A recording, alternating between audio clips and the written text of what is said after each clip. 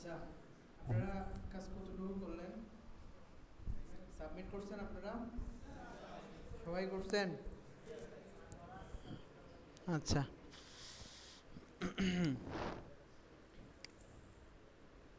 এই দিকটাতে একটা জিনিস দেখাই দিচ্ছি। এটা হয়তো আপনারা দেখছেন, একটু আগে আমি দুটা কিনে আসছিলাম। এখানে অনলাইন থেকে টেক্সচার নিয়ে আসছি, গ্রিন কালার টেক্সচার নিয়ে আসছি।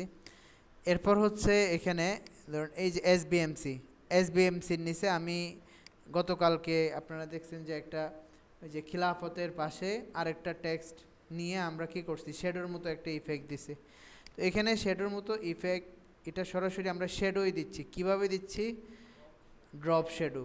কোত্থেকে? আমি ড্রপ শেডোটা ডিলিট করে দিচ্ছি, তারপর ওহো, ড্রপ শেডোটা ডিলিট করে দিচ্ছি, ডিলিট করে দিলাম। এসবিএমসিতে আমরা এফএক্সে চলে যাব। এফএক্স থেকে কোথায়? Drop shadow.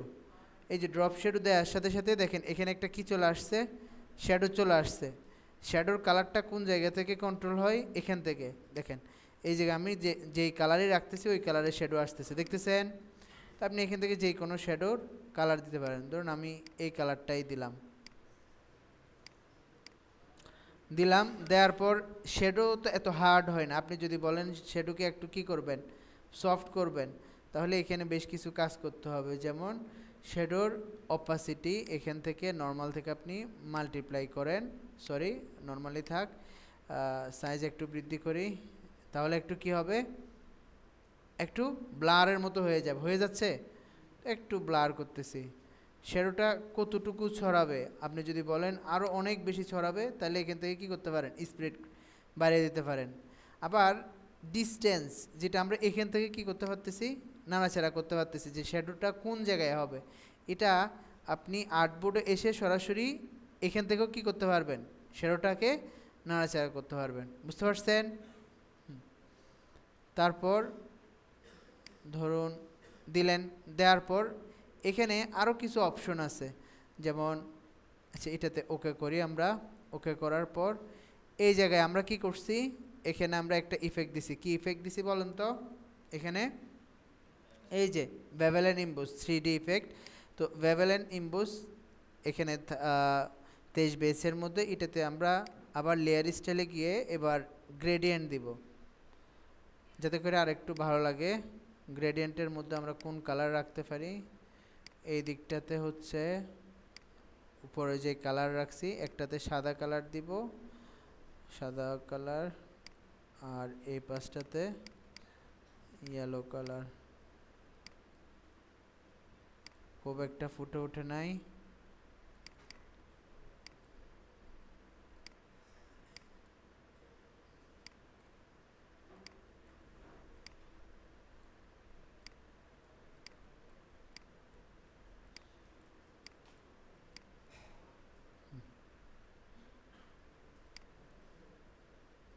এটা আর এই দিকটাতে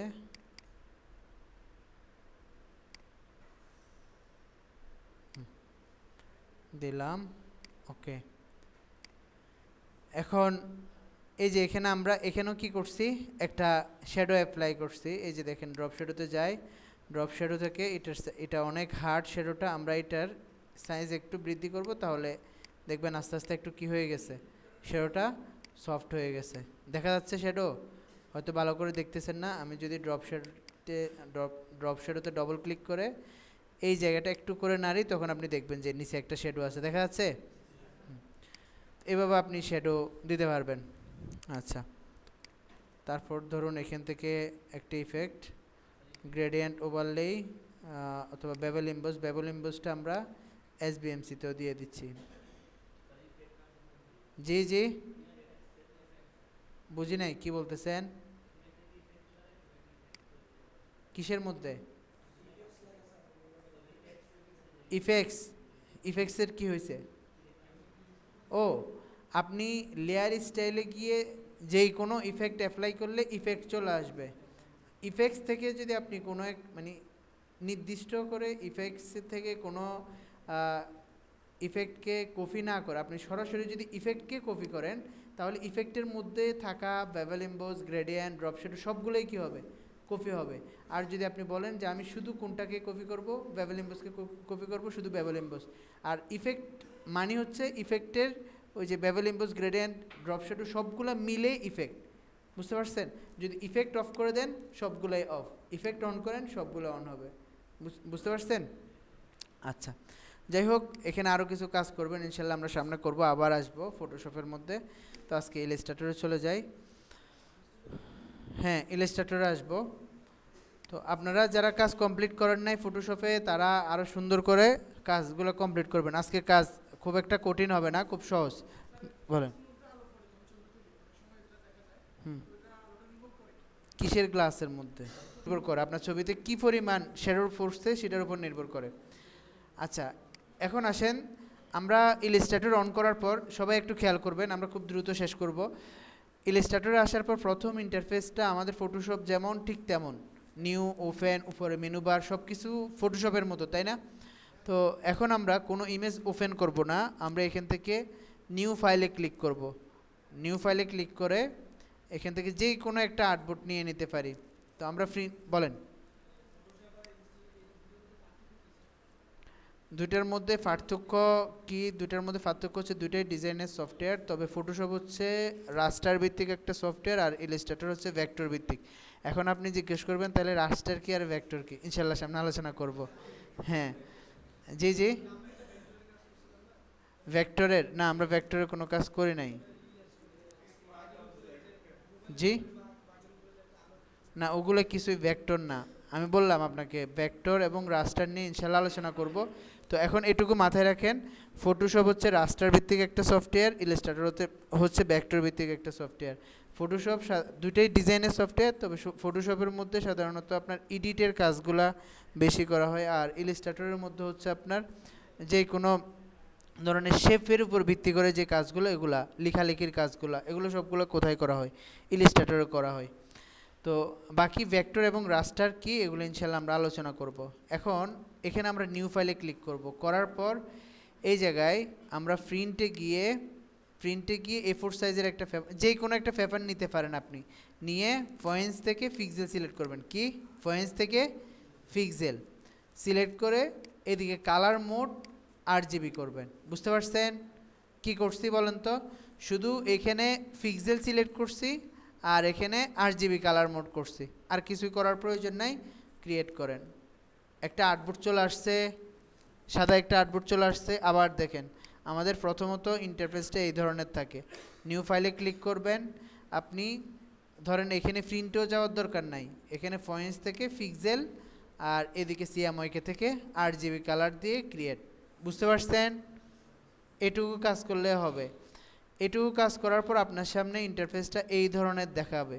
আপনি এখানে ফটোশপের মধ্যে অপশন বার দেখছেন, যেটা এখানে দেখা যাচ্ছে না, টুল বার। ফটোশপে আরও অনেকগুলো টুল ছিল হয়তো, যেগুলো এখানে দেখা যাচ্ছে না, অনেক কম টুল দেখা যাচ্ছে।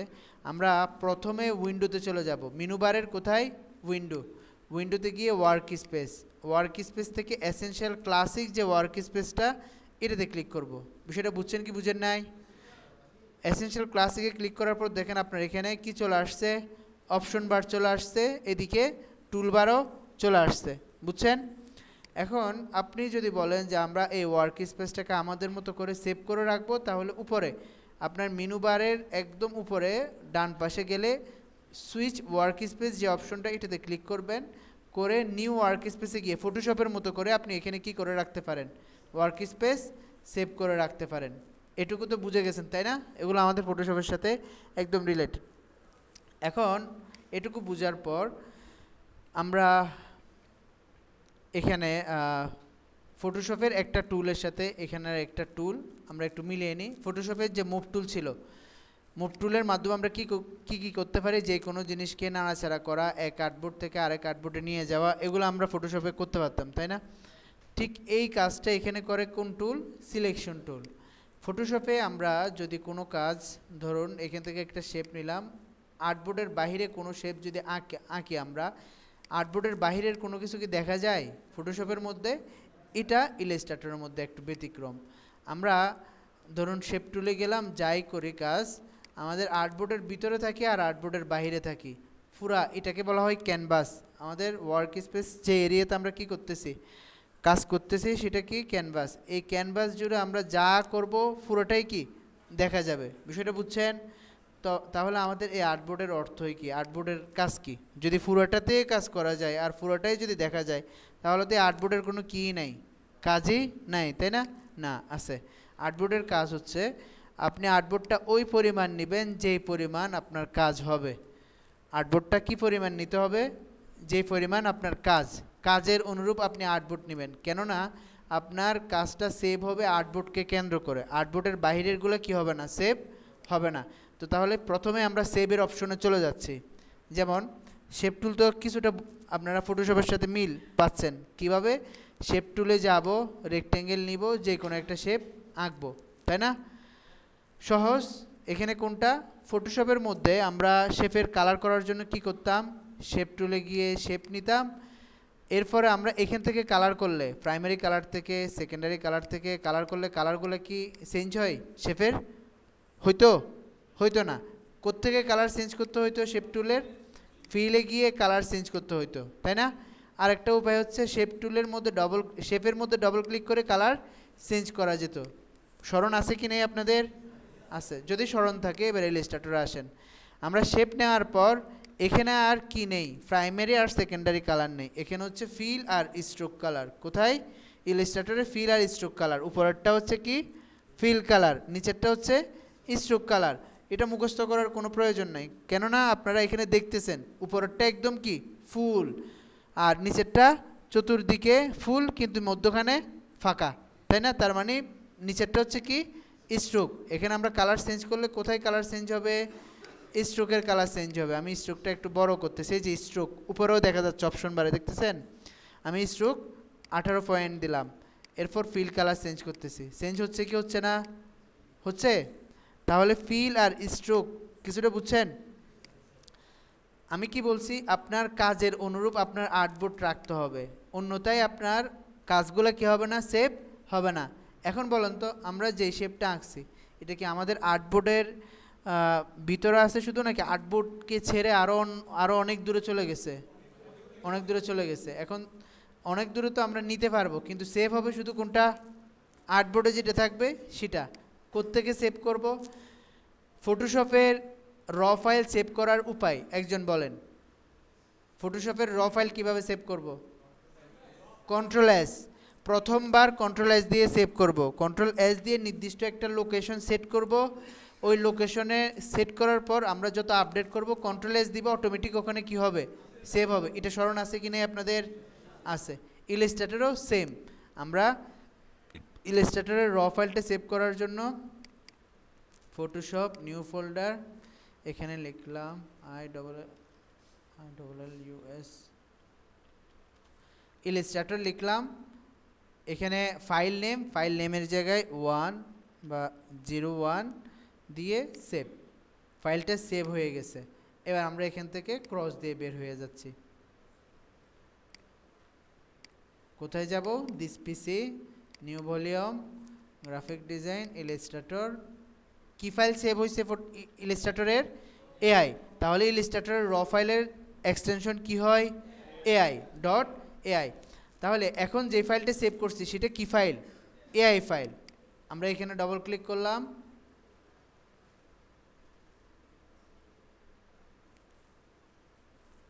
এই ফাইল সেভ করলে আপনার কতটুকু সেভ হবে?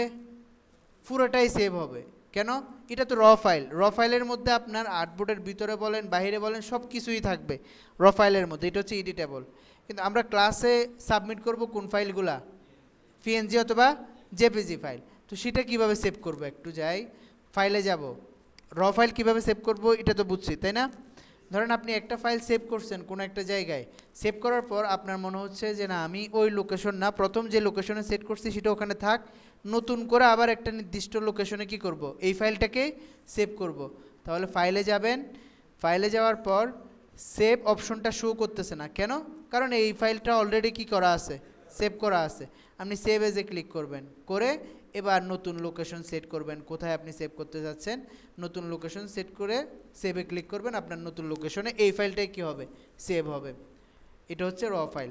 এবার আসেন আমরা জেপিজি অথবা পিএনজি সেভ করব। চলে যাব এক্সপোর্টে। কোথায়? এক্সপোর্ট। ফটোশপে কীভাবে করতাম? এক্সপোর্ট। এখানেও এক্সপোর্ট, এক্সপোর্ট ফর স্ক্রিন। কোথায় দিব?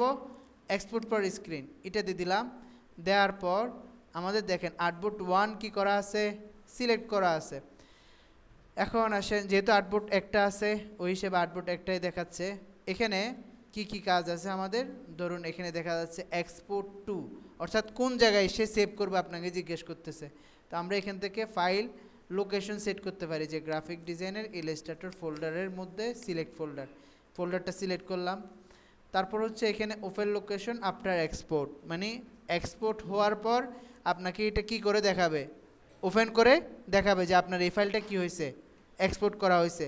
ক্রিয়েট সাব ফোল্ডার, অর্থাৎ আপনার ইলাস্ট্রেটর এই ফোল্ডারের ভিতরে আবার একটা কি করবে? সে সাব ফোল্ডার ক্রিয়েট করে আপনার ফাইলটাকে কি করবে? সেভ করবে। যদি সেটা আপনি মনে না করেন তাহলে সেটাতে টিকমার্ক তুলে দিবেন যে না দরকার নাই, আমার সাব ফোল্ডারের আমার ইলাস্ট্রেটরের ভিতরে আমার ডাটাকে কি করো? সেভ করো। এরপরে আর কি কি অপশন আমরা এখানে দেখতে পারি? এই যে পিএনজি, আমরা এখানে পিএনজি হচ্ছে পিএনজির মধ্যে হাই কোয়ালিটি, জেপিজি 100 হচ্ছে জেপিজির মধ্যে high quality.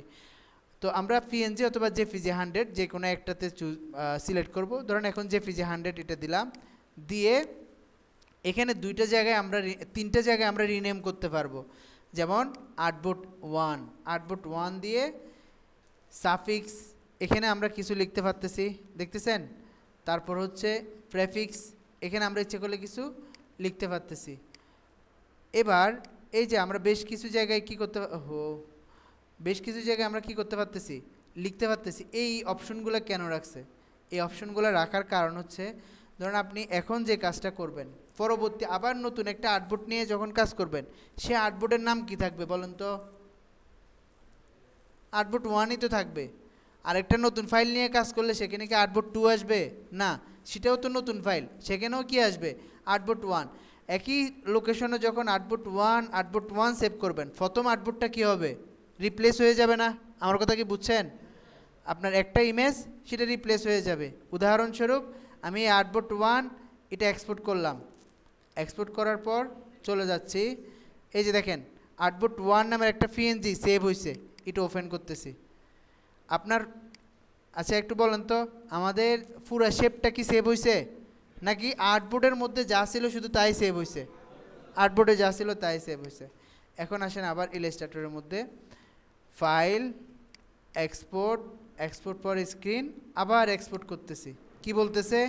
The following files already exist or currently getting exported on the specified location, clicking replace will overwrite them. তাহলে আমরা এখানে রিপ্লেস করলে কি হবে?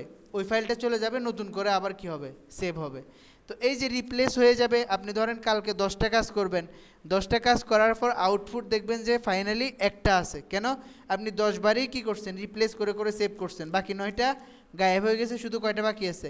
একটাই আছে। কেন? কারণ আপনি রিনেম করেন নাই। তাহলে আমাদের 3টে জায়গায় রিনেম করতে হবে। হয় আর্টবোর্ড 1 এখানে আমাদের কিছু একটা লিখে দিতে হবে, পুরো নাম কেটে আমরা এখানে 1 2 3 বা যে কোনো কিছু এখানে লিখে দিতে হবে। আর না হলে আর্টবোর্ড 1 এটা যেভাবে আছে সেভাবে থাক, সাফিক্সের মধ্যে আমরা কিছু অ্যাড করব, অথবা প্রেফিক্সের মধ্যে অন্য কিছু অ্যাড করব। সাফিক্সে যদি কোনো কিছু অ্যাড করি সেটা কোথায় আসবে? আমাদের আর্টবোর্ড 1 শেষে ওই লেখাটা যোগ হবে, বুঝছেন? যার কারণে আর কি হবে না? রিনেম হবে না। আর যদি প্রেফিক্সে কোনো কিছু অ্যাড করি আমাদের আর্টবোর্ড 1-এর শুরুতে অ্যাড হবে, যার কারণে আর কি হবে না, রিপ্লেস হবে না। এবার দেখেন আমরা এক্সপোর্ট করতেছি, এক্সপোর্ট হয়েছে, নতুন একটা নামে এক্সপোর্ট হয়েছে। বুঝছেন কি বুঝেন নাই? আচ্ছা, যদি বুঝে থাকেন সেভের অপশনটা, তাহলে এখন এটুকু বুঝছেন যে আমরা যা কাজ করব অবশ্যই আমাদের আর্টবোর্ডের কোথায় রাখতে হবে, ভিতরেই রাখতে হবে, আর্টবোর্ডের বাইরে নিতে পারবো না। ফটোশপের মধ্যে একটা আর্টবোর্ড নিয়ে কাজ করা যায়। ইলাস্ট্রেটরের একটা সুবিধা, আমরা যখন ইলাস্ট্রেটরের ফাইল নিব, নিউ ইলাস্ট্রেটরের ফাইল নেওয়ার সময় এখানে দেখেন আর্টবোর্ড নামক একটা অপশন আছে, দেখতেছেন? এই আর্টবোর্ড নামক অপশনের মধ্যে 1 লেখা, আপনি ইচ্ছা করলে এটাতে 2 করতে পারবেন, ইচ্ছা করলে 3, ইচ্ছা করলে 4, এভাবে আপনি অনেকগুলো আর্টবোর্ড নিতে পারবেন। ধরুন আমরা 15টা আর্টবোর্ড নিয়ে ক্রিয়েট করলাম, দেখেন কয়টা আর্টবোর্ড আসছে, 15টা আর্টবোর্ড আসছে। এখন যদি আপনি ফাইল সেভ করেন তাহলে কয়টা ফাইল সেভ করতে পারবেন, 15টা ফাইল সেভ করতে পারবেন। যেমন আপনি ফাইলে যান, এক্সপোর্টে যান, এক্সপোর্ট ফর স্ক্রিন, কয়টা আর্টবোর্ড আসতেছে, 15টা আর্টবোর্ড। আপনি 15টা আর্টবোর্ডের মধ্যে 15টা ডিজাইন রেখে 15টা কাজকে একসাথে কি করতে পারবেন, এক্সপোর্ট করতে পারবেন। আমার কথা কি বুঝছেন? যদি এআই ফাইল সেভ করেন একটা, আর জেপিজি ফাইল সেভ করলে 15টা জেপিজি কি হবে আপনার আসবে। বুঝতে পারছেন? এখন এটুকু বুঝছেন কি বুঝেন নাই বলেন তো? আবার এই যে আর্টবোর্ড আমরা এখন একটা নিছি, আমাদের এখানে প্রথমে নেওয়ার সময় তো আমরা কি নিই নাই, 15টা আর্টবোর্ড নিই নাই বা 2টা আর্টবোর্ড নিই নাই। এখন যদি আমাদের প্রয়োজন হয় এই জায়গায় একটা আর্টবোর্ড বৃদ্ধি করা, বা আপনারা এখন কাজ করবেন, আপনাদের অ্যাসাইনমেন্ট দেওয়া হলো 5টা 6টা অ্যাসাইনমেন্ট, তো আপনারা 5-6টা অ্যাসাইনমেন্টকে এই আর্টবোর্ডের এই ট্যাবের মধ্যে আপনারা করবেন। নতুন নতুন ট্যাব না নিয়ে আপনি এই জায়গায় 5টা আর্টবোর্ড নিয়ে কাজটা করবেন। কিভাবে করবেন? করার জন্য এখানে সিলেকশন থেকে একদম সোজা নিচে চলে আসেন, এখানে হ্যান্ড টুলের উপরে দেখেন একটা আর্টবোর্ড নামক টুল আছে, দেখা যাচ্ছে? আর্টবোর্ড নামক টুলে আসেন, আসার পর এই যে এখানে প্লাস সাইন আছে, দেখা যাচ্ছে? প্লাস সাইনে ক্লিক করেন, নতুন একটা আর্টবোর্ড আসছে, আবার প্লাস সাইনে ক্লিক করেন, নতুন নতুন আর্টবোর্ড আসতেছে, আসতেছে। আপনার প্রয়োজন হচ্ছে না কোনো একটা আর্টবোর্ডের মধ্যে ক্লিক করেন, ডিলিট, আর্টবোর্ডের মধ্যে ক্লিক করেন, ডিলিট। আর্টবোর্ড সিলেক্ট হবে শুধু কখন, যদি আপনি কোথায় থাকেন, আর্টবোর্ড টুলে থাকেন, অন্যথায় আর্টবোর্ড সিলেক্ট হবে না। আমি প্রথমে আপনাদেরকে একদম বেসিক এই আর্টবোর্ডের বিষয়টা বুঝাচ্ছি, বুঝতে পারছেন? কোনো কাজে না গিয়ে আর্টবোর্ডের বিষয়টা বুঝাচ্ছি। আরেকটা কাজ, এখন ধরুন আমরা তো এতক্ষণ পর্যন্ত কাজ কিভাবে করব সেটা দেখছি, কিন্তু কি কাজ করব সেটা একটাও দেখি নাই। তো আমরা একটা কাজ নিয়ে আসি, খুব সহজ, আপনার শেপ দিয়ে করতে হয়, এই ধরনের একটা কাজ নিয়ে আসবো। ফাইলে যাই, ধরুন ফটোশপের মধ্যে আপনি নতুন একটা জায়গায় কোনো একটা ফাইলকে ওপেন করবেন, ফাইল কি করতেন, ওপেন করতেন, কিন্তু এই ট্যাবের মধ্যে কোনো একটা ইমেজকে নিয়ে আসবেন, কি করতেন, প্লেস, স্মরণ আছে আপনাদের? প্লেস ইমবেডেড ক্লিক করতেন, তাই না? আর এখানে প্লেস ইমবেডেড নেই, শুধু কি আছে, প্লেস, প্লেসে ক্লিক করেন। এবার আমরা ডাউনলোড করছি কিছু ইমেজ, চলে আসি, একদম সহজটাই নিই, বাংলাদেশের পতাকাটা নিলাম, প্লেস, প্লেস করলাম, আসছে। আসার পর এখন বলুন তো আমাদের আর্টবোর্ডটাকে পতাকার সাইজ অনুসারে আছে, নেই? তাহলে পতাকার সাইজ অনুসারে যদি না থাকে, সেভ হলে কি পুরা পতাকাটা সেভ হবে, আমরা কাজ করলে হবে, হবে না। তাহলে প্রথমেই আমাদের যেটা করতে হবে, পতাকাটাকে আর্টবোর্ডটাকে পতাকার সাইজ করতে হবে, তাই না? আমরা এইটার সাইজ তো জানি না, যান আর্টবোর্ডে চলে যান, আর্টবোর্ডে গিয়ে খেয়াল রাখতে হবে যে আর্টবোর্ডের সাথে আমরা কি করব, এই ইমেজকে আর্টবোর্ডের মতো করে বানিয়ে নিব। অবশ্যই আর্টবোর্ডের উপরে কি রাখবেন, ইমেজকে রাখবেন, বুঝছেন? ইমেজটাকে আর্টবোর্ডের উপর রাখলাম, আর্টবোর্ড টুলে যাব, ইমেজ এবং আর্টবোর্ড দুটার মধ্যেই ডবল ক্লিক করবেন, হয়ে গেছে আর্টবোর্ডটা ইমেজের সাইজে। বুঝছেন কি বুঝেন নাই? বুঝেন নাই? এভাবে বুঝে নাই, ঘুম আসতেছে? দেখেন দেখেন আমরা একটা ইমেজ নিয়ে আসছি, আমরা নিশ্চিত যে আমাদের আর্টবোর্ডটা কিসের পরিমাপের নাই, আমাদের ইমেজের পরিমাপে নাই। আমরা ইমেজটাকে কোথায় রাখলাম, আর্টবোর্ডের উপরে রাখলাম। রাখার পর অবশ্যই আপনি কোথায় যেতে হবে, আর্টবোর্ড টুলে। আর্টবোর্ড টুলে আসার পর আমাদের এখানে একটা কার্সর চতুর্দিকে, আমি নাড়াচাড়া করতেছি, নড়তেছি কিনা বলেন তো? যে ভাই জিজ্ঞেস করতেছিলেন দুইটাকে কীভাবে রাখবেন, হাতকে একটু নাড়াচাড়া করে রাখবেন। কিভাবে? আর্টবোর্ড, এখন আর্টবোর্ডের উপরে আছেন, কষ্ট করে কোথায় চলে আসবেন? ইমেজের উপরে চলে আসবেন। তো এই ইমেজটা কিসের উপর আছে? আর্টবোর্ডের উপর আছে। তাহলে এবার ইমেজ এবং আর্টবোর্ড দুটার উপরেই মাউসের লেফট বাটন দিয়ে ডবল ক্লিক করবেন। হয়ে গেছে? বুঝছেন কি বুঝেন নাই? বুঝে গেছেন। যদি বুঝে গিয়ে থাকেন তাহলে আমরা এটাকে তো কি করব? ওভাররাইট করব, তাই না? তো এটাকে যেহেতু ওভাররাইট করব, আমরা এখান থেকে চলে যাব রেক্টেঙ্গেলে। যেহেতু এটার প্রথমে কি আছে? একটা রেক্টেঙ্গেল আছে। আমরা বলেন তো, যদি ফিলের মধ্যে কালার রাখি, আমরা কি আঁকতেছি? নিচে যার থেকে আমরা কপি করতেছি সেটাকে দেখব? দেখব না। তাহলে আমরা কি করব? কালারটা কোথায় রাখবো? শেপের কালার কোথায় রাখবো? স্ট্রোকে রাখবো। বুঝেন না আপনারা? আপনাদের মাথার উপর দিয়ে যাচ্ছে মনে হয়। ঘুম আসতেছে সবাই, একেবারে ঘুম। দেখেন, আপনি একটা ইমেজকে দেখে কপি করতেছেন, ওই ইমেজের উপরে যদি আপনি আরেকটা ইমেজ দিয়ে ঢেকে দেন, যার থেকে কপি করতেছেন তাকে কি আর দেখবেন? দেখবেন না। তাহলে কি করবেন? আপনি যে শেপটা আঁকতেছেন শেপের ভিতরের কালারটা অফ করে দিবেন, বাইরের কালার রাখবেন। তাহলে স্ট্রোকের কালার রাখবেন, ফিল কালার অফ করবেন। তাহলে আপনি যা আঁকতেছেন ভিতরে তো সব কিছু দেখা যাবে। বিষয়টা বুঝছেন? আচ্ছা, তাহলে আমরা এবার শেপ আঁকবো। শেপ আঁকার জন্য এখানে খেয়াল করতে হবে আমাদের, এই জায়গায় যখন আসবো, কোথায়? অ্যাঙ্করের মধ্যে কর্নারে। কোথায়? একদম আর্টবোর্ডের কর্নারে যখন আসবো কার্সরকে নিয়ে, তখন দেখেন অ্যাঙ্কর একটা লেখা আসতেছে আসতেছে। তার মানে আপনি এখন ঠিক কোথায় আছেন? অ্যাঙ্করের মধ্যে আছেন।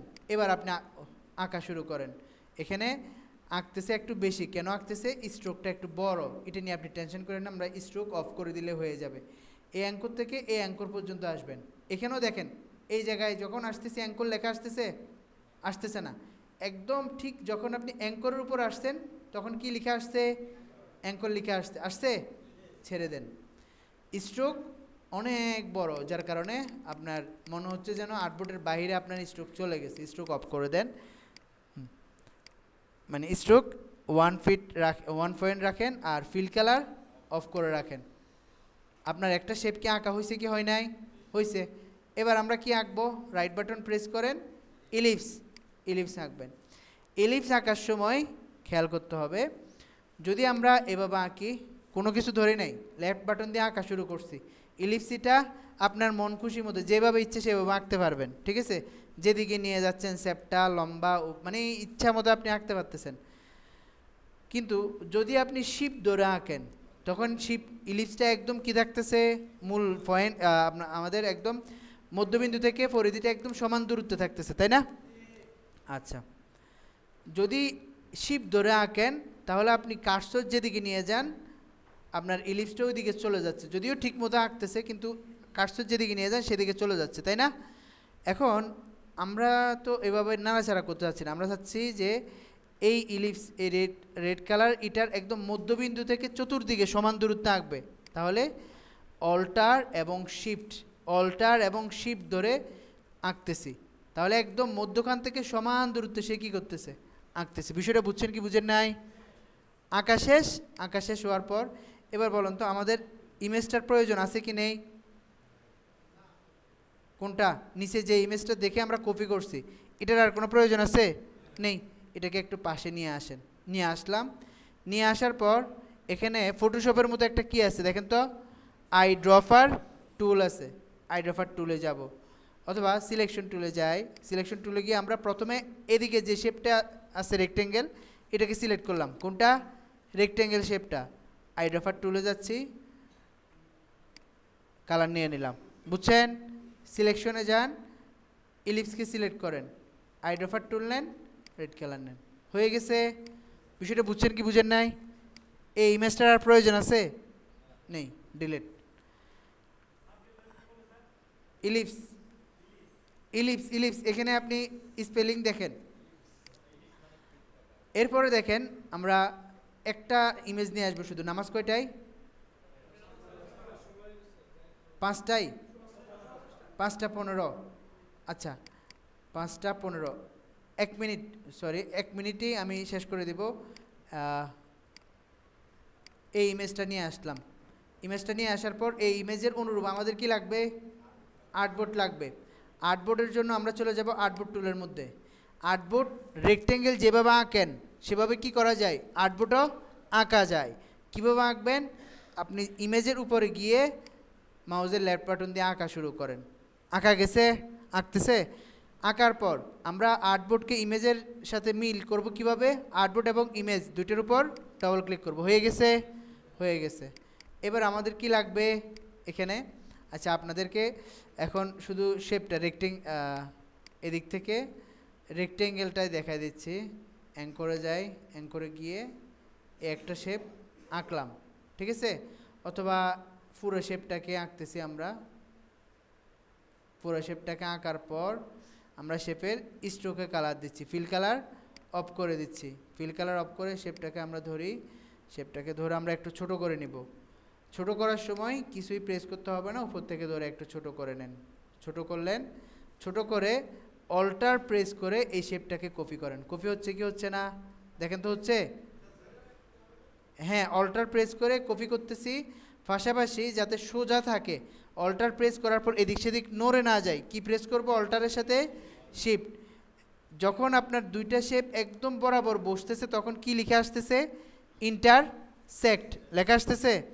হ্যাঁ, আবার একটা কপি নেন, দুটো শেপ বরাবর বসছে, কি আসতেছে, ইন্টারসেক্ট আসছে।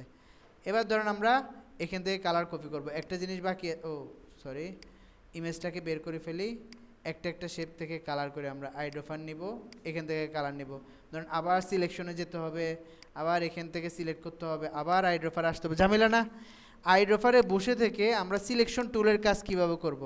আমরা আইড্রোফারে বসে আছি কিন্তু কন্ট্রোল প্রেস করব, সাথে সাথে আমাদের কার্সরটা কিসের মতো হয়ে গেছে, সিলেকশনের মতো হয়ে গেছে।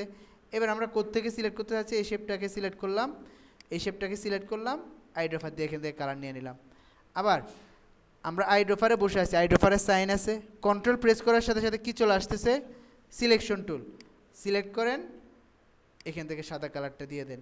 আপনাদের এখন মাথায় আসবে সাদা কালারটা নেওয়ার দরকার কি, আর্টবোর্ডটাই তো সাদা, তাই না? না, আর্টবোর্ডের কোনো কি নেই, কালার নেই। আপনি যদি এখানে সাদা কালার রাখেন তাহলে সেভ করলে ওই জায়গাটা কি থাকবে, ট্রান্সপারেন্ট থাকবে, বুঝছেন? আচ্ছা যাই হোক, আপনাদের প্যারা নেওয়ার কিছু নাই, এখন একটু মাথায় রাখেন এই বিষয়টা, কালকে আমরা আবার আলোচনা করবো ইনশাল্লাহ, ঠিক আছে।